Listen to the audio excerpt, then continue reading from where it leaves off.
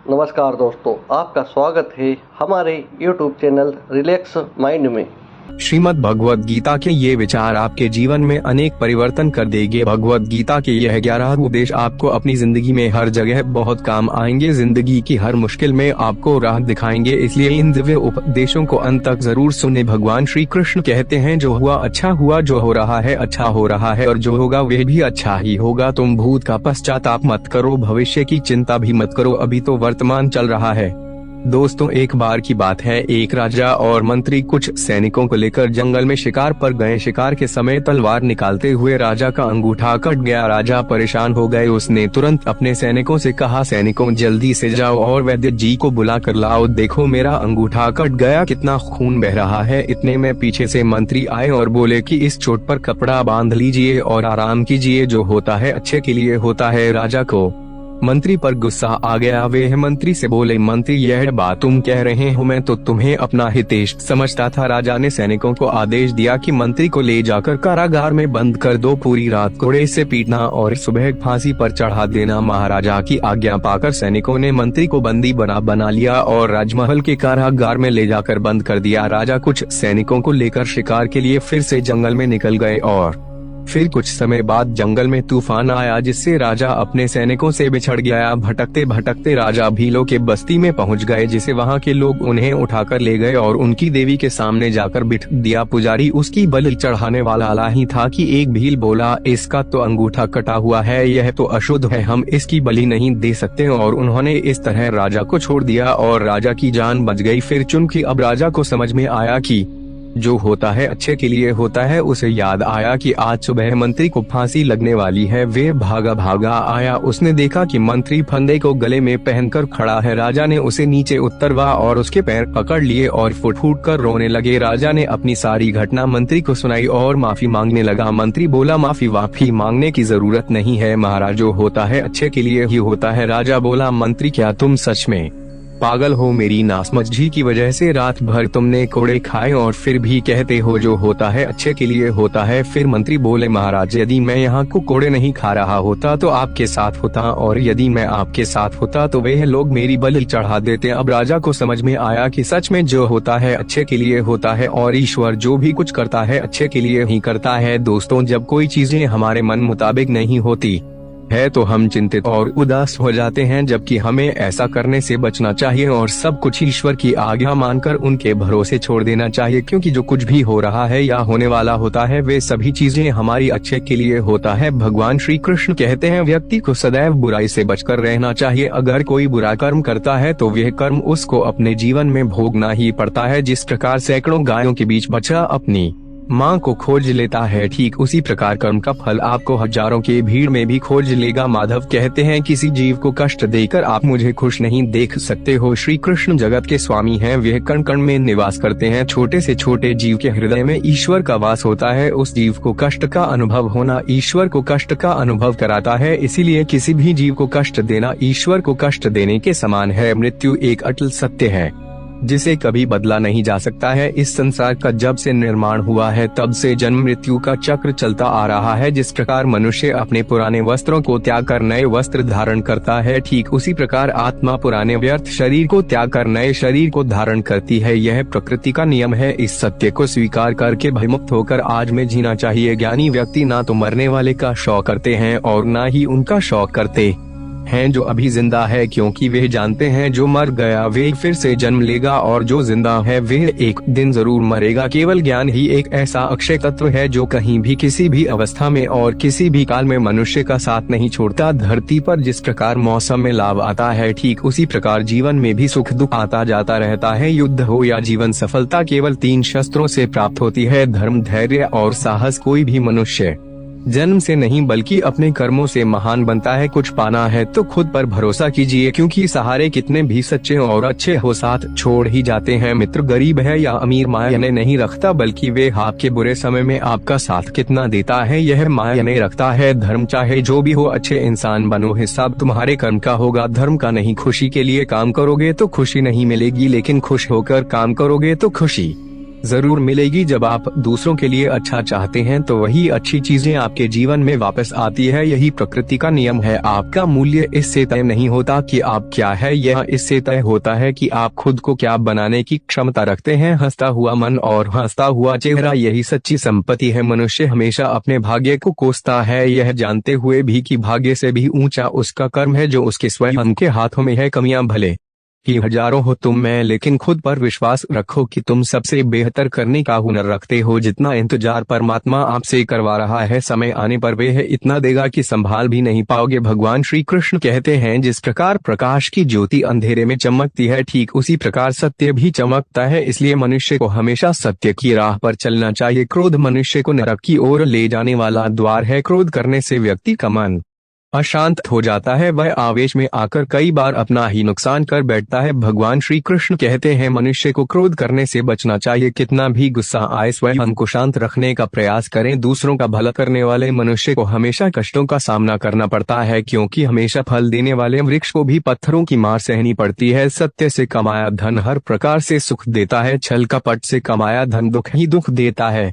चुप रहने से बड़ा कोई जवाब नहीं और माफ कर देने से बड़ी कोई सजा नहीं होती। जब मेहनत करने के बाद भी सपने पूरे नहीं होते तो रास्ता बदलिए, सिद्धांत नहीं, क्योंकि पेड़ भी हमेशा पत्ते बदलता है, जड़ नहीं। भगवान श्री कृष्ण कहते हैं, तुम्हारा क्या गया जो तुम रोते हो? तुम क्या लाए थे जो तुमने खो दिया? तुमने क्या पैदा किया था जो नष्ट हो गया? ना तुम कुछ लेकर आए, जो लिया यहीं से लिया, जो दिया यहीं पर दिया, जो लिया इसी भगवान से लिया, जो दिया इसी को दिया। खाली हाथ आए खाली हाथ चले। जो आज तुम्हारा है कल किसी और का था, परसों किसी और का होगा। तुमसे ये अपना समझकर मग्न हो रहे हो, बस यही प्रसन्नता तुम्हारे दुखों का कारण है। श्री कृष्ण कहते हैं, क्यों व्यर्थ चिंता करते हो? किससे व्यर्थ डरते हो? कौन तुम्हें मार सकता है? आत्मा ना पैदा होती है ना मरती है। दोस्तों, जीवन और मृत्यु भाग्य की बात है, इससे कहीं भी छिपा या बचा नहीं जा सकता। जब तक जिंदगी है तब तक कोई आपको मार नहीं सकता, लेकिन अगर मृत्यु निकट हो तो कोई कोशिश आपको बचा नहीं सकती। एक बार की बात है, एक कौवे की गरुड़ से दोस्ती हो गई। दोनों काफी समय साथ गुजारते थे। उनमें मित्रता इतनी गहरी हो गई थी कि आपस में कभी कोई बात नहीं छिपाते थे। एक दिन दोनों एक नदी के किनारे पेड़ पर बैठे बात कर रहे थे। तभी एक यमदूत उधर से गुजरा। वह कौवे को देखकर मुस्कुराया। गरुड़ और कौवे ने उस यमदूत को अनदेखा किया और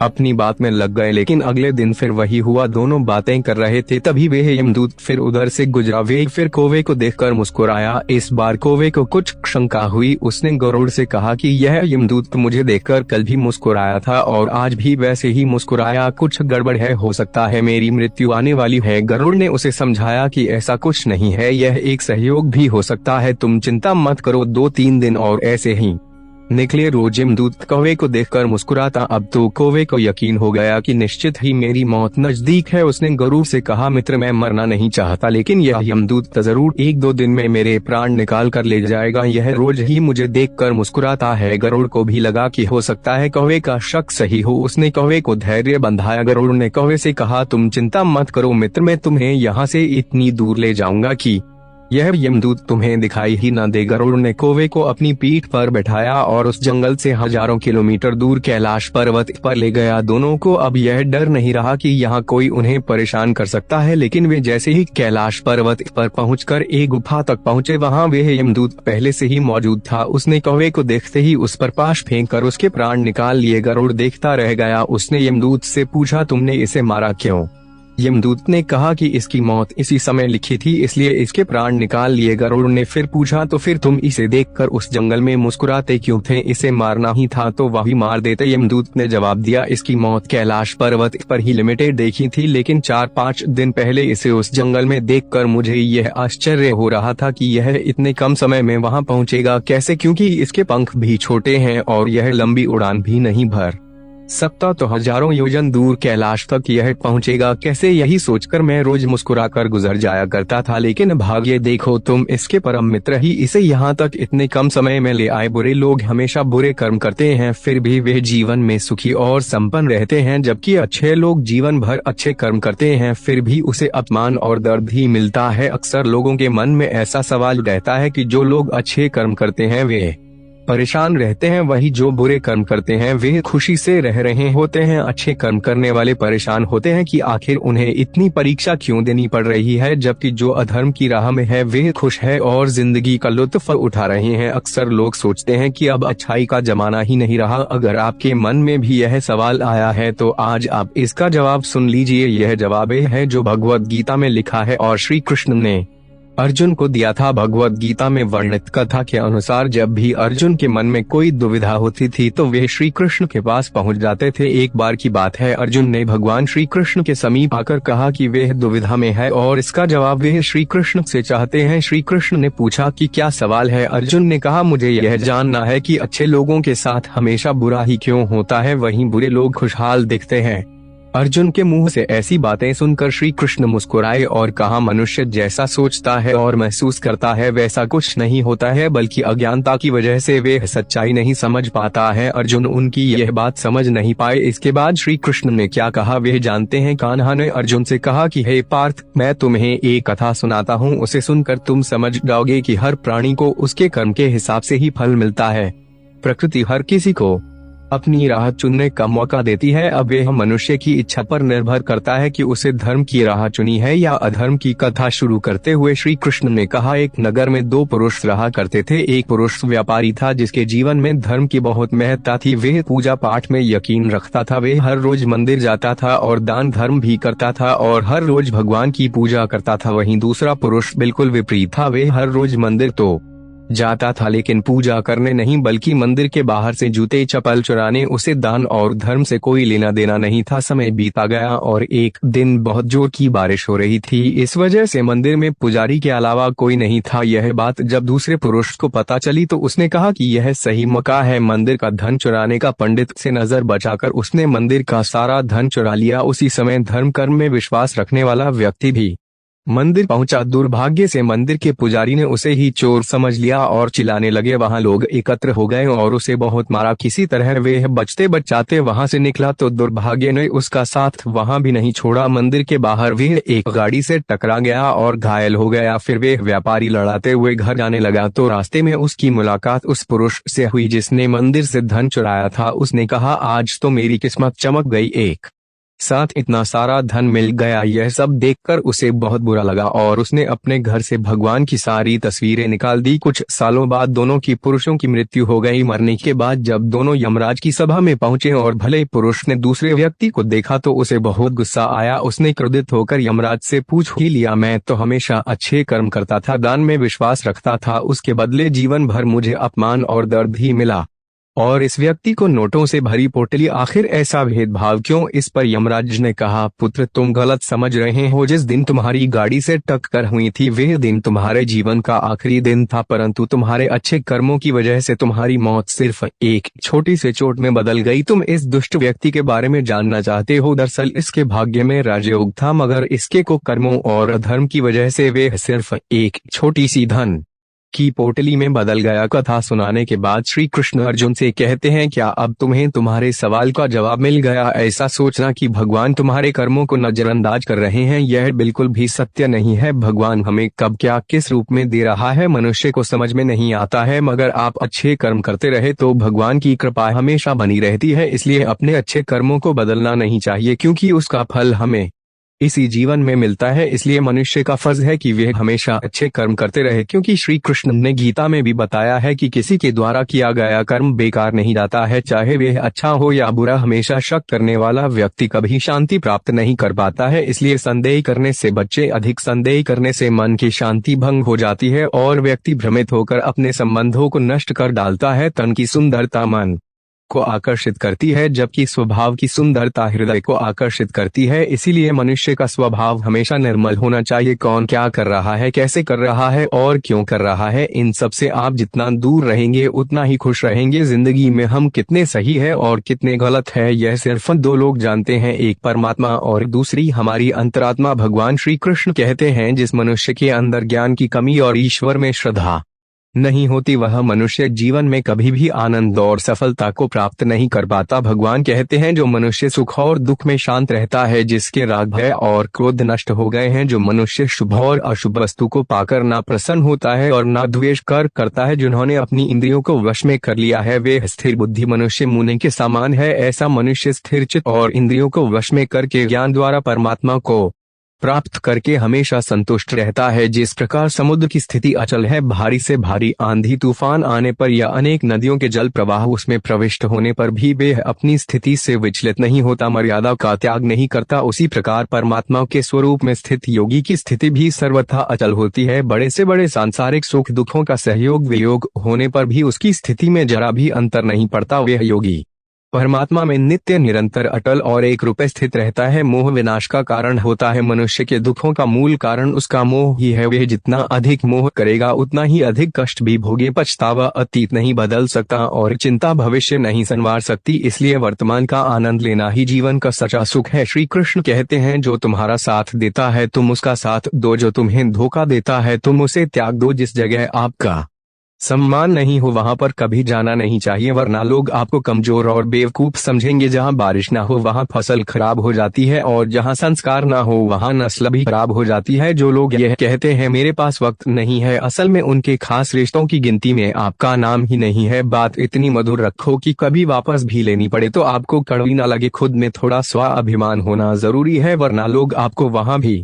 दबाने की कोशिश करेंगे जहां आपका अधिकार है। श्रेष्ठ पुरुष जैसा आचरण करता है अन्य पुरुष भी वैसा ही आचरण करते हैं। वह जो कुछ प्रमाण देता है समस्त मनुष्य समुदाय उसी के पद चिन्हों पर अपने रास्ते चुनता है। इसलिए सज्जन व्यक्तियों को सदैव अच्छा व्यवहार करना चाहिए। जो मनुष्य ईश्वर में श्रद्धा नहीं रखते वह अज्ञानी मनुष्य जीवन में कभी भी सुख शांति और सफलता को प्राप्त नहीं कर पाते। ऐसे मनुष्य की बुद्धि विपरीत हो जाती है। वे लौकिक और पारलौकिक सब प्रकार के सुख साधनों को विपरीत ही समझने लगते हैं, इसी कारण वे विपरीत आचरण में प्रवृत्त हो जाते हैं। इसके फलस्वरूप उनका इस लोक में और परलोक में पतन हो जाता है। वे अपनी वर्तमान स्थिति से भी भ्रष्ट हो जाते हैं और मरने के बाद उनको अपने कर्मों का फल भोगने के लिए सूकर कुकर आदि नीच योनियों में जन्म लेना पड़ता है या घोर नरक में पड़कर भयानक यातनाएं भोगनी पड़ती है। भगवान श्री कृष्ण कहते हैं जो मनुष्य अपने कर्तव्यों का पालन करते हुए विपरीत परिस्थितियों में भी अपने धर्म के मार्ग पर अडिग रहता है और उसके कारण अगर उसकी मृत्यु भी हो जाती है तो वह मृत्यु भी उसके लिए परम कल्याण का बन जाता है और उस मनुष्य को स्वर्ग की प्राप्ति होती है। जब तक तुम अपने आप से नहीं हार जाओ तब तक दुनिया की कोई ताकत तुम्हें हरा नहीं सकती है। कमजोर तुम नहीं, तुम्हारा वक्त है और वक्त सबका बदलता है। तुम बस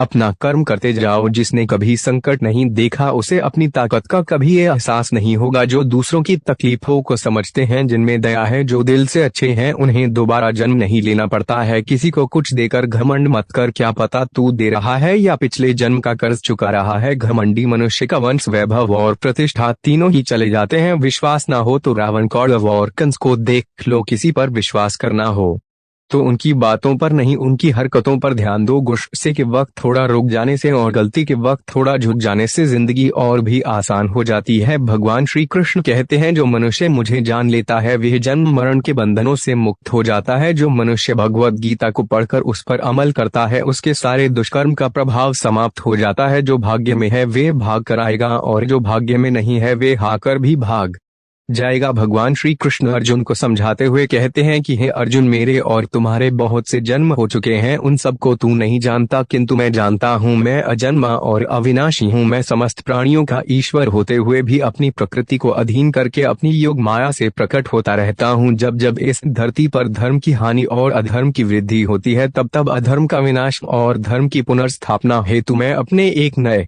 रूप को रचता हूँ और लोगों के सम्मुख प्रकट होता रहता हूँ। मनुष्य मेरी जिस भी रूप की पूजा करते हैं मैं भी उनको उनकी भावना के अनुसार उसी रूप में दर्शन देता हूँ। मनुष्य जिस जिस भाव से मेरी उपासना करते हैं मैं उनके उस भाव का ही अनुसरण करता हूँ। जो मेरा चिंतन करता है उसका मैं चिंतन करता, जो मेरे लिए व्याकुल होता है उसके लिए मैं भी व्याकुल हो जाता हूँ। जो मुझे अपना सर्वस्व अर्पण कर देता है मैं भी उसे अपना सर्वस्व अर्पण कर देता हूँ। इस मनुष्य लोक में सांसारिक भोग के लिए लोग इंद्र आदि देवताओं की उपासना करते हैं, क्योंकि देवताओं का पूजन करने वालों को उनकी उपासना का फल तुरंत मिल जाता है, लेकिन मैं ऐसा नहीं करता हूँ। मेरे भक्त यदि सच्चे भाव से भी मेरा भजन करते हैं तो भी मैं उनकी उसी कामना को पूर्ण करता हूँ जिसकी पूर्ति से उनका विषयों से वैराग्य होकर मुझ में प्रेम और विश्वास बढ़ता है। इसीलिए सांसारिक मनुष्यों को मेरी भक्ति का फल शीघ्र मिलता हुआ नहीं दिखता है, और इसलिए वे मंदबुद्धि मनुष्य कर्मों का फल शीघ्र प्राप्त करने की इच्छा से अन्य देवताओं का ही पूजन किया करते हैं। जैसे हवा के झोंके नाव को भटका देते हैं, वैसे ही मनुष्य की इच्छाएं बुद्धि को भटका देती है। जो मनुष्य सुख और दुख में, मान और अपमान में शांत रहता है, वे मनुष्य मुझे अति प्रिय है। यह संसार मेरी ही माया है, यह संसार मुझसे ही उत्पन्न हुआ है,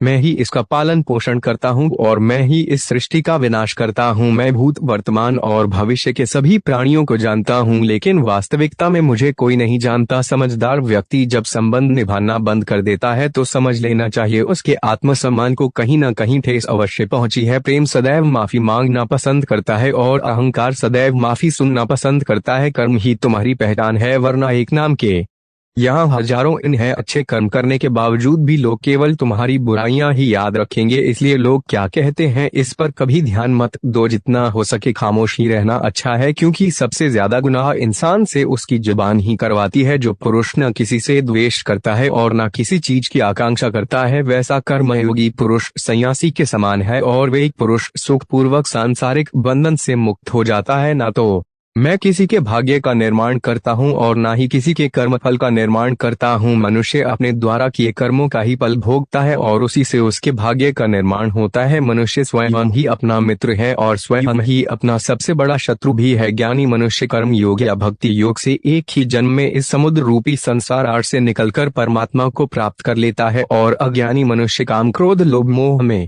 फंसकर 84 लाख योनियों में भटकता रहता है। भगवान श्री कृष्ण कहते हैं, भगवत प्राप्ति के लिए कर्म करने वाला कोई भी मनुष्य दुर्गति को प्राप्त नहीं होता है। इस लोक में या परलोक में वे जहाँ भी रहता है, वे परमात्मा के मार्ग में आगे ही बढ़ता रहता है। किसी को धोखा देना एक कर्ज है जो आपको किसी और के हाथों एक दिन जरूर मिलेगा। एक अच्छी नजर वही है जो सिर्फ अपनी कमियां और दूसरों के गुण तलाश करती है। कभी उस व्यक्ति पर भरोसा मत करो जो वक्त के साथ स्वभाव बदल लेते हैं। जीवन में कभी किसी से अपनी तुलना मत करो। तुम जैसे हो सर्वश्रेष्ठ हो। सबको अपना जीवन बदलने के लिए समय मिलता है, परंतु समय बदलने के लिए दोबारा जीवन नहीं मिलता है। जो होने वाला है वे होकर रहता है, और जो नहीं होने वाला है वे कभी नहीं होता। ऐसा निश्चय जिनकी बुद्धि में होता है उन्हें चिंता कभी नहीं सताती है। जिनकी बुद्धि माया ने हर ली है, जो जानबूझकर पाप कर्मों में ही लिप्त है, जो मुझे जानने की चेष्टा भी नहीं करते, ऐसे मनुष्य को जीवन में और जीवन के बाद के जीवन में भी कष्टों से मुक्ति नहीं मिल पाता है। जो मनुष्य अंत काल में भी मुझको स्मरण करता हुआ शरीर त्याग है, वह मेरे परम धाम को प्राप्त होता है, इसमें कोई संशय नहीं है। देवताओं को पूजने वाले देवताओं को प्राप्त होते हैं, पितरों को पूजने वाले पितरों को प्राप्त होते हैं, भूतों को पूजने वाले भूतों को प्राप्त होते हैं, और मेरा पूजन करने वाले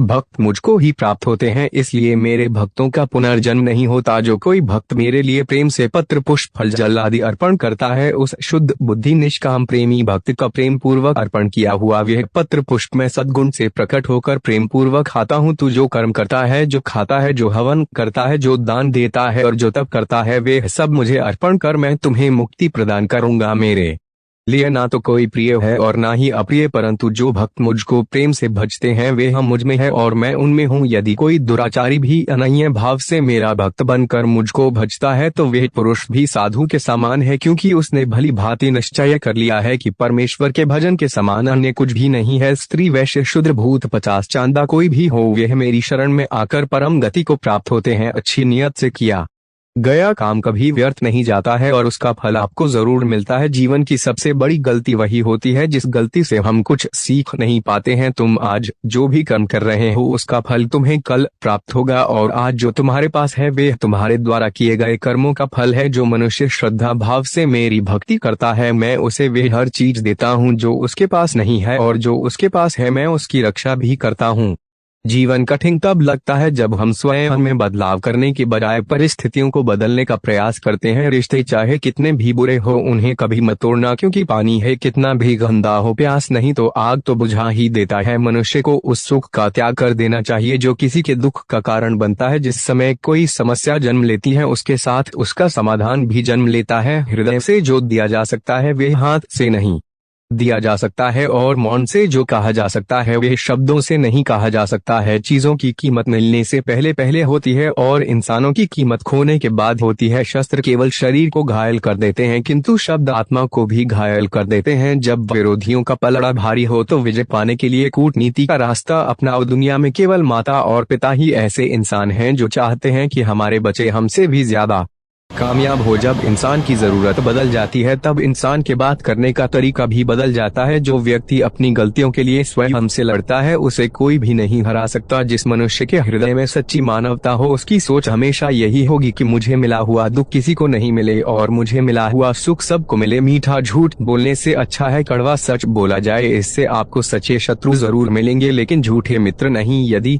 कोई साधक किसी कारणवश अपनी साधना में सफल नहीं हो पाता तो भगवान उसकी अधूरी साधना पूरी करने के लिए फिर से शुद्ध श्रीमंत के घर में जन्म देते हैं। हे धनंजय, मेरे सिवाय इस जगत का कोई दूसरा कारण नहीं हो सकता। मैं ही इस संपूर्ण संसार का महाकारण हूँ। जैसे मोती सूत के धागे की माला में पिरोए हुए होते हैं वैसे ही यह संपूर्ण जगत मुझ में ही प्रोत है। यह संसार मुझसे ही उत्पन्न होता है, मुझ में ही स्थित रहता है और मुझ में ही लीन हो जाता है। कहने का तात्पर्य यह है कि भगवान के सिवाय संसार की स्वतंत्र सत्ता नहीं है। सत्य, रज और तम, इन तीनों गुणों से युक्त मेरी माया को पार कर पाना असंभव है। मनुष्य मेरी इस माया में चिपके रहते हैं और भोग संग्रह की इच्छा छोड़ नहीं पाते। मनुष्य अपने को कभी सुख और कभी दुखी, कभी समझदार और कभी बेसम, कभी निर्बल और कभी बलवान आदि मानकर मेरी इस माया में तल्लीन रहते हैं। परंतु जो मनुष्य मेरे शरणागत हो जाते हैं वे मेरी इस माया को आसानी से पार कर जाते हैं, क्योंकि उनकी दृष्टि केवल मेरी तरफ रहती है। वे मेरी माया में नहीं फंसते हैं। भरत श्रेष्ठ अर्जुन, पवित्र कर्म करने वाले मेरे 4 प्रकार के भक्त मेरा स्मरण करते हैं। पहला है अर्थ भक्त अर्थात दुख से निवृत्ति चाहने वाले भक्त। दूसरा है अर्थार्थी भक्त अर्थात धन संपदा चाहने वाले भक्त। तीसरा है जिज्ञासु भक्त अर्थात केवल मुझे जानने की इच्छा वाले भक्त। और चौथा है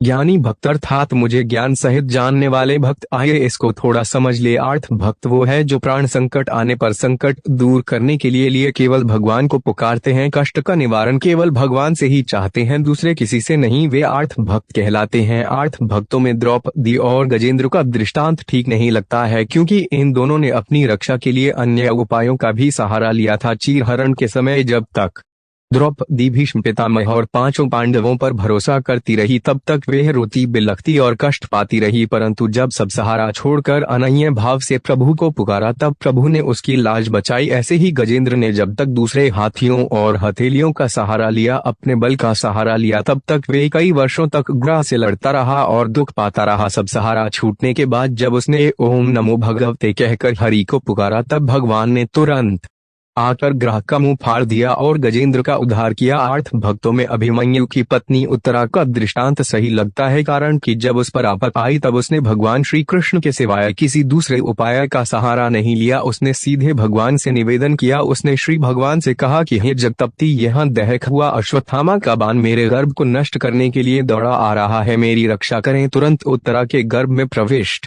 होकर भगवान ने गर्भ की रक्षा की और परीक्षित को बचाया। अर्थात हरि भक्त वे है जिनको अपनी सुख सुविधा के लिए धन संपत्ति प्राप्त करने की इच्छा हो जाती है, परंतु उसको वे केवल भगवान से ही चाहते हैं, दूसरों से नहीं। ऐसे भक्त अर्थात ही भक्त कहलाते हैं। जिज्ञासु भक्त वो है जिसमें भगवान को जानने और भगवत भक्ति की जोरदार इच्छा हो जाती है। जिज्ञासु भक्तों में उद्धव जी का नाम लिया जाता है। भगवान ने उद्धव जी को दिव्य ज्ञान का उपदेश दिया था, जो उद्धव गीता के नाम से भी प्रसिद्ध है। श्रीमद् भगवत गीता में उच्च कोटि के भगवत प्रेमी को ज्ञानी भक्त माना गया है। उनके मन में किसी भी प्रकार की कोई इच्छा नहीं होती, वे केवल भगवान के प्रेम में ही मस्त रहते हैं। प्रेमी भक्तों में गोपियों का नाम प्रसिद्ध है। गोपियों ने अपने सुख का त्याग कर प्रियतम भगवान के सुख को ही अपना सुख मानना था। ज्ञानी अर्थात प्रेमी भक्त भगवान से कुछ नहीं चाहता, इसलिए वह भगवान का सर्वश्रेष्ठ भक्त है।